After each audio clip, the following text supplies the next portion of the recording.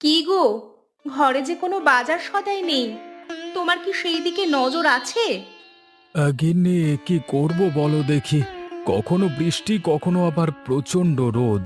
কোথাও কোনো কাজ নেই। কি করে যে সংসারটা চলবে শুধু ওপরওয়ালাই জানে।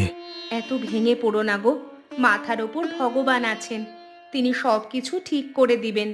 সে আশাতেই আছি গো। দেখা যাক কতদিনে ভাগ্য ফেরে। তুমি ঘর থেকে ছাতাটা বের করে দাও তো। আকাশটা কেমন অন্ধকার হয়ে আসছে। একটু বাজার থেকে ঘুরে আসি, দেখি কোনো সবজি যদি বাকিতে পাই।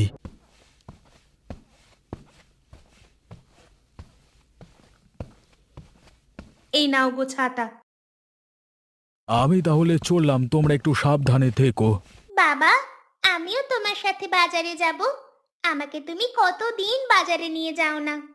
আকাশে মেঘ করেছে, যে কোনো সময় বৃষ্টি নামতে পারে। বৃষ্টিতে ভিজলে যে তোর জ্বর হবে মা, তুই ঘরে থাক।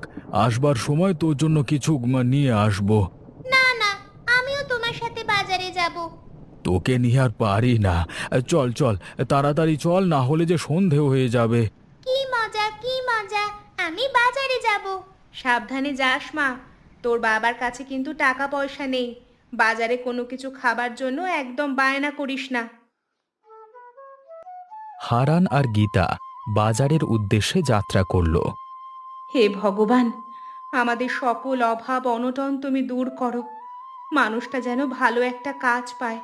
এই রে, বৃষ্টি শুরু হয়ে গেল। গীতা মা, আমার কাছে আয়, না হলে বৃষ্টিতে ভিজে যাবি তো। আমার যে খুব ঠান্ডা পড়তেছে বাবা, আমাকে একটা নতুন কাপড় কিনে দাও না। আমার বান্ধবী রূপার কত রকম কাপড় আছে, আর এদিকে আমার মাত্র একটা জামা। মারে, আমি যে তোর কোনো আশা পূরণ করতে পারি না। ভগবান যে এত সম্পদ আমাকে দেয়নি, তুই মন খারাপ করিস না। মহাজনের কাছে টাকা ধার নিয়ে তোকে আমি নতুন জামা কিনে দেব। তাহলে তো খুব মজা হবে, নতুন জামা পরে রূপার সাথে আমি ঘুরতে যাব। ঠিক আছে মা, তাড়াতাড়ি বাজারে যেতে হবে, না হলে যে বাজারে দোকানপাট বন্ধ হয়ে যাবে। বৃষ্টিটা আর আসবার সময় পেল নিকো, হ্যাঁ? বাজারে যে পৌঁছাতে পারলাম না, তার আগে যে বৃষ্টিটা শুরু হয়ে গেল। বৃষ্টিতে ভিজে সবজির জুঁড়িটা বড় ভারী হয়ে গেল। ওই তো একটা গাছ, ওইখানে সবজির জুঁড়িটা রেখে একটু বিশ্রাম করি। এই বৃষ্টিটা কমলে বাজারের দিকে রওনা দেবো। হ্যাঁ,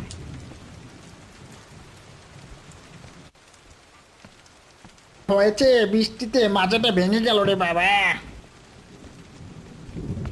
কি রে হারান, এই বৃষ্টির ভেতর মেয়েকে নিয়ে চললি কোথায়? দাদা, ঘরে কোনো বাজার সদাই নেই, ঘর থেকে বের হওয়া এই কারণে। তা ঠিক আছে, তো মেয়েকে সাথে নিয়ে আসবার দরকারটা কি ছিল? তাহলে রং ঢং দেখে আমি বাঁচি না। হ্যাঁ, খেতে বাস না, আবার বাজার ঘুরতে বেরোয়েছে মেয়েকে নিয়ে, যত সব। ছোট মেয়ে বায়না ধরেছে, কি করব দাদা? এই কারণে তোদের এই দশা। আরে আমার দিকে তাকা, আমার কোনো অভাব অনটন আছে? দু হাতে টাকা ওড়াচ্ছি, দেখেছিস? শুধু টাকা পয়সার সুখ নয় দাদা, মানুষের জীবনে দুঃখ কষ্ট আসবেই, এগুলোর ভেতরেও সুখ থাকে। কথা শুনলে গা জ্বলে যায়। যার দু পয়সা কামাই করবার মুরদ নেই, তার আবার মুখে বড় বড় কথা। হাহ! অসৎভাবে টাকা কামাই করবার থেকে না খেয়ে থাকা ভালো। তুই বলতে চাইছিস আমি অসৎ? সারা গায়ের মানুষ আমার কথায় ওঠে আর বসে, সেইখানে তুই আমাকে অপমান করলি। এর ফল তুই একদিন পাবি হারান, এই বলে দিলাম।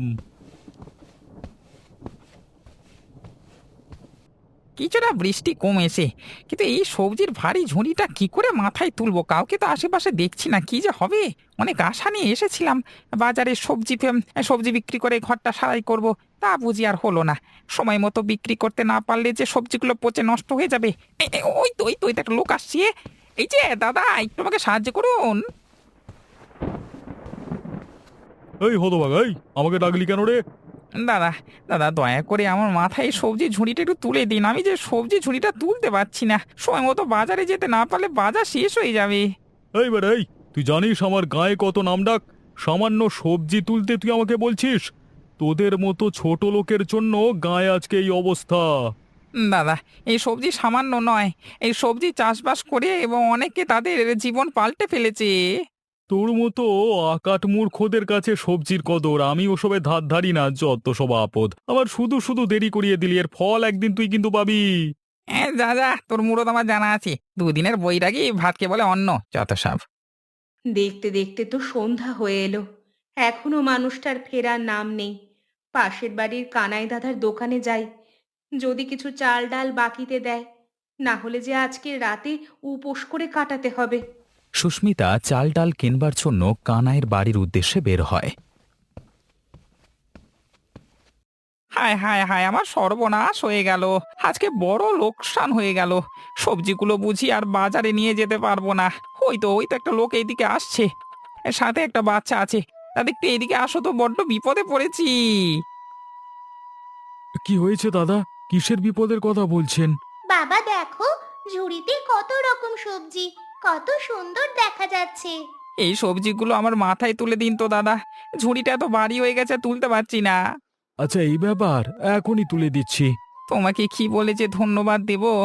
আমার কাছে তো তোমাকে দেওয়ার মতো তেমন কিছু নেই। নাও দেখি, এই সবজিগুলো রাখো, রাতে রান্না করে খেও। আমি এখন চলি, তোমরাও ঘরে ফিরে যাও। সন্ধে শেষ হয়ে রাত নেমে এলো যে। ঘরে রান্না করবার মতো কিছু নেই, এই সবজিগুলো দিয়ে যে কি উপকার করলেন বলে বোঝাতে পারবো না। আমি এখন চললাম, পরে আবার দেখা হবে। হ্যাঁ, কি মজা, কি মজা, আজকে আমি সবজি দিয়ে ভাত খাবো। পাগলি মেয়ে আমার, তোর মা চিন্তা করবে, তাড়াতাড়ি বাড়ি যেতে হবে, চল। বুঝলে বাজু, আজকে থেকে আর এক আনাও কাউকে বাকি দেব না। কেন রে, তোর আবার কি হলো হঠাৎ করে? বাকি না দিলে গায়ের মানুষে চলবে কি করে? গায়ের মানুষ নরকে যাক, আমার কিছু আসে যায় না। একটা কথা বলি, পাঁচকান করিস না। আমাদের গায়ে হেলা দাদা বলেছে জিনিসপত্রের দাম বাড়িয়ে দিতে হবে, আর জিনিসপত্র মজুত করে রাখতে হবে। গায়ে অভাব দেখা দিলে জিনিসপত্রের দাম এমনি বেড়ে যাবে, তখন সবকিছু চড়া দামে বিক্রি করবো। হ্যাঁ,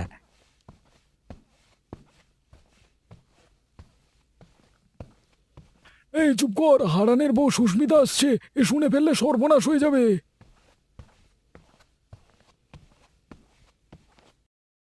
দাদা, আমাকে কিছু সবজি বাকিতে দেও, ঘরে রান্না করার মতো কিছু নেই।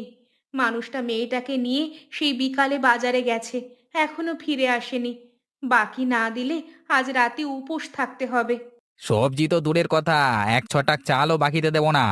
দাদা, আমরা তো সমস্ত পাওনা টাকা পরিশোধ করে দিয়েছি। পরিশোধ করে দিয়েছো তো কি হয়েছে? আমার দোকান, আমি কাকে বাকি দেব কাকে নগদে দেব সেটা আমার ইচ্ছে। কানের কাছে ঘ্যানোর ঘ্যানোর না করে নিজের পথ দেখো তো বাবু, যত সব। সুস্মিতা কান্না করতে করতে বাড়ি চলে যায়। হে সৃষ্টিকর্তা, আর কত পরীক্ষা নিবে? মেয়েটা বাজার থেকে এলে কি রান্না করে দিব? ঘরে যে কোনো কিছু রান্না করার মতো নেই। জানি না, আজকেও বুঝি উপোস থাকতে হবে। বাবা, হাঁটতে হাঁটতে আমার পা ব্যথা হয়ে গেল যে। এই তো মা, প্রায় চলেই এসেছি, আর একটু পথ। হ্যাঁ, তোর মা নিশ্চয়ই খুব চিন্তা করছে। সে বিকেলে ঘর থেকে বের হয়েছি, সন্ধে হয়ে রাত নামতে চললো। কি গো, হ্যাঁ, এত দেরি হলো যে? আর বলো না গিন্নি, পথে হেলা দাদার সাথে দেখা, কত রকমের কথা শোনালো, তাই দেরি হয়ে গেল। মা, এই সবজিগুলো আমাকে রান্না করে দিও, আমার সবজি খেতে খুব ভালো লাগে। ঠিক আছে মা, আমি এক্ষুনি রান্না করে দিচ্ছি। তাড়াতাড়ি ঘরে এসো, বৃষ্টি যে শুরু হলো। ছি ছি ছি ছি, বৃষ্টিটা আসবার আর সময় পেল না। এক হাতে বড় মাছ, এক হাতে ছাতা, হাঁটতে তো বড় কষ্ট হচ্ছে। আশেপাশে তো কাউকে দেখছি না। এই হারানের সাথে কথা না বললে এত দেরি হতো না, বেড়াকে একদিন উচিত শিক্ষা দিয়ে দেবো।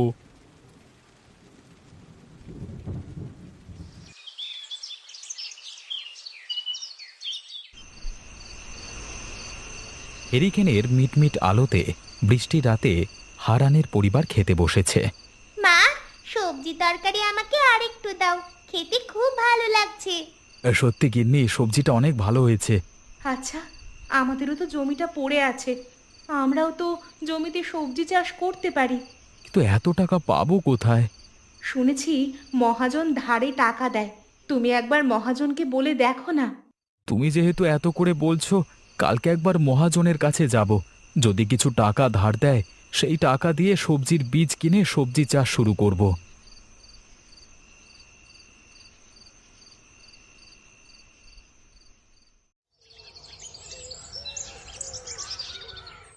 গিন্নি, আমি একবার মহাজনের বাড়ি থেকে ঘুরে আসি, দেখি যদি মহাজন কিছু টাকা ধার দেয়। মহাজনকে আমাদের কষ্টের কথা বলো।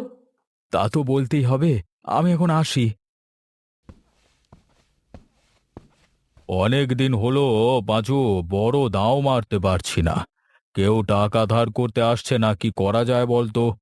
আসবে, কথা আসবে। দিনে দিনে যা জিনিসপত্রের দাম বাড়ছে, ঠিক কেউ না কেউ আসবে। আসলেই ভালো। এইবারে কেউ এলে বেটা এমন ফাঁদে ফেলবো, কেঁদে কুল পাবে না।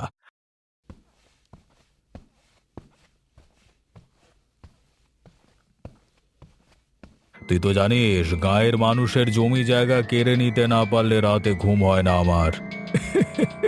দূরে তাকিয়ে দেখুন কত হারান আসছে। বলতে না বলতে শিকার হাজির। হ্যাঁ, বাহ।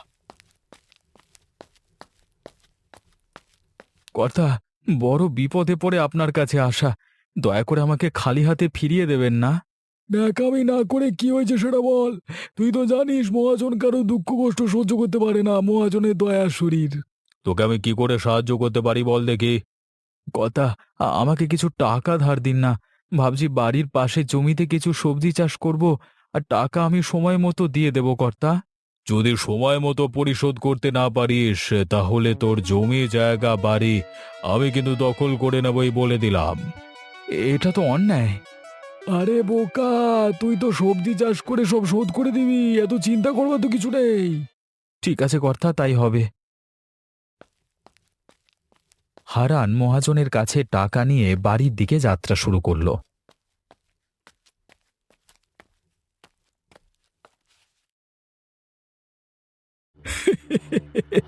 কর্তা, হারানের জমিটা নিচু, একটু বৃষ্টি হলেই জমিতে পানি জমে যায়, সব ফসল এমনি মরে যাবে। তাই জানো হয়।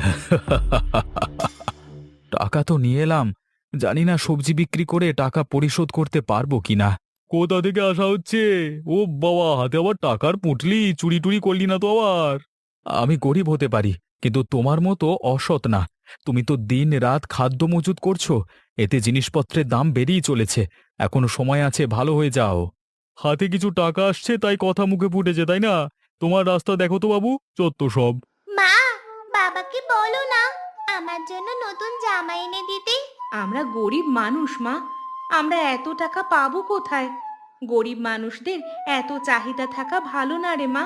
নতুন জামা না এলে দিলে আমি কিচ্ছু খাবো না। আমার নতুন জামা চাই। তোর বাবা আসুক, তোর বাবাকে বলিস। মায়ের কি হয়েছে গীতা? তোমার মেয়ে নতুন জামার বায়না ধরেছে। ও, এই ব্যাপার। আমাদের আর কোনো অভাব থাকবে না গিন্নি। মহাজন টাকা দিয়েছে, আমি কালকে হাটে গিয়ে বীজ নিয়ে আসব, সবজি বিক্রি করে আমাদের অভাব দূর করব। সৃষ্টিকর্তা এতদিন পর মুখ তুলে চেয়েছেন। পরের দিন সকালে হারান বীজ কেনবার জন্য বাজারের দিকে রওনা দিল। হ্যাঁ দাদা, এই পাঁচুর মুখ থেকে শুনলাম হারান নাকি মহাজনের কাছ থেকে মানে টাকা ধার নিয়ে সবজি চাষ শুরু করবে। সেই সবজি যদি বাজারে বিক্রি করে তাহলে তো আপনার এতদিনের পরিকল্পনা সব শেষ হয়ে যাবে। বেটা জানে না এখন বর্ষাকাল, যে কোনো সময় জমি ডুবে যেতে পারে। জমি জলে ডুবে গেলে সব বীজ পচে নষ্ট হয়ে যাবে। বেটার ঘর বাড়ি দখল করবে মহাজন। তাই যেন হয়।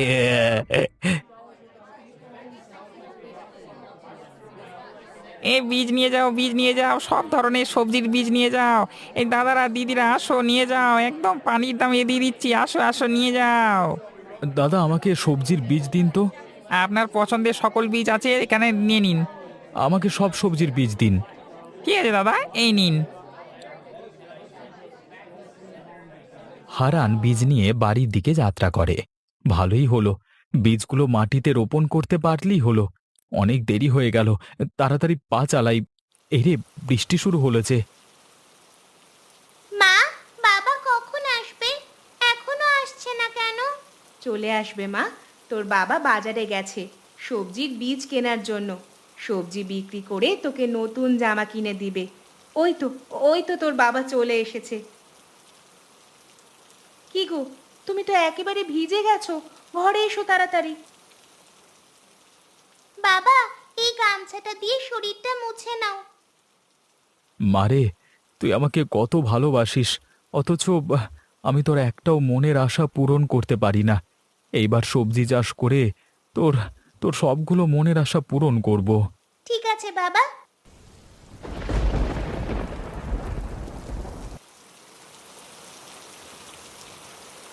সারা রাত বৃষ্টির কারণে গ্রামে ধীরে ধীরে জল বাড়তে শুরু করলো। এখন কি হবে গো? বীজ কোথায় রোপণ করবে? সব জমিতে পানি জমে গেছে, ধীরে ধীরে পানি বাড়তেছে। হায় হায় গিন্নি, এ কি সর্বনাশ হলো! বীজগুলো সময় মতো রোপণ করতে না পারলে যে বীজগুলো পচে যাবে। বীজ রোপণ করতে না পারলে সবজি পাবো কোথা থেকে? ওগো, সময় মতো মহাজনের টাকা পরিশোধ করতে না পারলে যে বাড়িঘর দখল নিবে। হায় হায়, এখন কি হবে গো? আমাদের যে সব শেষ হয়ে যাবে। বাবা, দেখো পিঁপড়াগুলো কেমন পাতার ওপর ভাসছে। তাই তো, গীতা মা আমার চোখ খুলে দিয়েছে। গিন্নি, আমার মাথায় একটা বুদ্ধি এসেছে। কি বুদ্ধি গো? আমি পানির ওপর ভাসমান মাচা তৈরি করে সবজি চাষ শুরু করব। যেই ভাবা সেই কাজ। পানির উপর মাচা তৈরি করে সবজি চাষ করলো হারান। ধীরে ধীরে সবজির গাছ বড় হতে লাগলো। বেশ কিছু মাস যাওয়ার পর গায়ে দেখা দিল বন্যা। বন্যায় চারিদিকে খাবারের অভাব দেখা দিল। হায় হায়, সব কিছু যে পানিতে ডুবে গেছে, ঘরে যে কোনো খাবার নেই, এখন যে না খেয়ে মরতে হবে, এই ছিল কপালে।